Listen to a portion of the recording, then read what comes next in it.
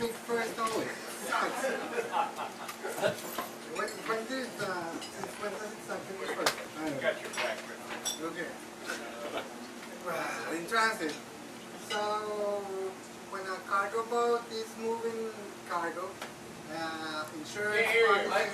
Can you hear me? Yeah. Yes. Okay. Anyway, when you're moving a cargo boat, you have to pay lots of insurance because things are expensive and they get broken and the boat sinks and stuff. So when the boat is moving, the boat is in transit. And if the boat stops, all kind of weird things can happen with your insurance. If something happens and the boat is not moving, then it's not in transit, and then the insurance will not cover your stuff. And I learned this because I was working on a movie that was about stowaways. And there was one big scene that was going to be shot in New York on the Hudson Bay, where the stowaways were going to jump off the boat and they were going to swim to New York, to Manhattan. So we had to organize all the paperwork to have the insurance in place and all that stuff, and we had to have 2 tugboats, we had to have a fireman boat, and one of the ways to get all these things to happen, all these like convoluted things that have to come to place to make a movie, is trafficking of influences. So the reason why I can traffic influences is because I went to school with a whole bunch of rich kids. And then they grew up and now they're powerful, so I called them and they remember me and they help me with stuff.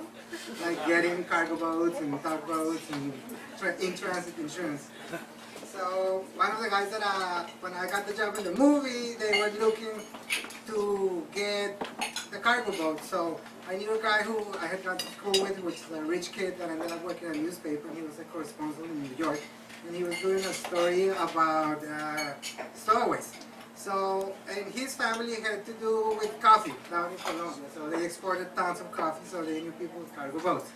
So we got the guy to be a consultant so that we can hook up with like coffee people, so that we can hook up with a cargo boat.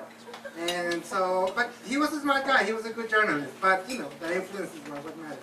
So he was in charge, he was hired as a consultant, and he was kind of like telling us about stowaways and the things that happened. And he was not very excited about the movie because the movie wasn't really good. And we were on the tugboat, and all of a sudden we hear that there was like a bit of a problem with insurance because there was actual real stowaways in the boat. And the journalist guy got super excited. He was like, no way, this is a great opportunity for the story. And because he had been so instrumental in getting the boat and everything in the movie, he started putting pressure on the production to say, I want to get into the cargo boat to interview the stowaways. And because he was a rich kid, he was able to stop the production and get the tugboat to take us onto the cargo boat to see the stowaways. And I had my camera and I was working as an assistant director, and I said, hey, you know, I can take some pictures for you because I wanted to have an adventure. So they drove the tugboat next to the cargo boat, and those things are pretty impressive. It's like almost like half a city block kind of thing. It's like 4 or 5 stories tall. It's enormous, and they drive the tugboat next to it, and because the thing is in transit, it can't stop. So they slow down, but it's still pretty, you know, moves a lot. And they throw up like the big ladder thing, and we climb up the thing. I have my backpack with my cameras. We get into the boat, and it's like a big, you know, jump to like get up. And one of the sailor guys like just grabs me, and he like gives me, I'm like giving me my hand, and I'm like, what is he gonna do? And he just picks me up. Big guy. And there's this guy's, and the whole boat, the whole cargo boat is run by 4 people.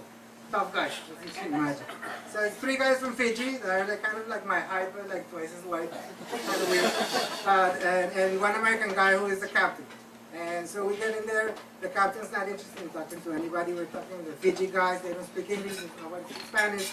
And we're like, stowaways, stoolies. They say, stoolies, stoolies, you want to see the stoolies? And we're like, yeah, stoolies. So they're like, follow us. So we're walking with them, and they open a locker, and they grab these big machetes. And they're like walking with their machetes, and we're like, okay. And as we walk through the maze of the boat, it starts smelling really bad. And I get really nervous because it's the smell of death. And we're like, oh my God, what the hell's going on here? And we arrive to like this one door that has got like a whole bunch of padlocks on it, and they open it up, and 3 stowaways are in there. And there are these young guys from like a city in the South Pacific coast of Colombia called Buenaventura, which is the port. That's where they jump into the boats, and they get into the containers that are called bananas, and they get all the way to New York, come across the Panama Canal up to New York City. and they jump off the boat and swim through the Bay of Hudson into Manhattan. And these guys are wearing shorts, no shirts, no shoes, tough guys themselves. And then we start hearing all these stories about how they get caught in the boat. And they're very happy to see us because one of the things that happens a lot in boats, we find out, is that it's a huge fine to get caught with stowaways in your boat. So usually they just put them into the machines, into the calders of the boat and disappear them. Because the fees for these are like thousands of dollars. So the whole thing starts like being kind of like heart-wrenching. And these guys are very happy to see us because it means that they're going to live. They're like, okay, somebody saw us, so we're going to survive. And then they tell us the story about how they established this relationship with the sailors, where like they hate each other, but if they're fighting each other for days when they get caught, the 3 Fiji guys are trying to catch the 3 Buenaventura guys. And they're all super tough, and they're all fighting and scrambling through this boat for days until they get caught. And they get put into this room. And one of them has a Bible, a little Bible. And in the Bible, in the side of the Bible, he hides a fighter. And they free themselves, they get out, and then the whole thing happens again. And they get caught back again, but the Fiji's guys like respect them because they've been hard to fight, so they give them the Bible back, but no fighter. And, these kids are like, you know, they're built like sculptures and they're covered in scars and unafraid.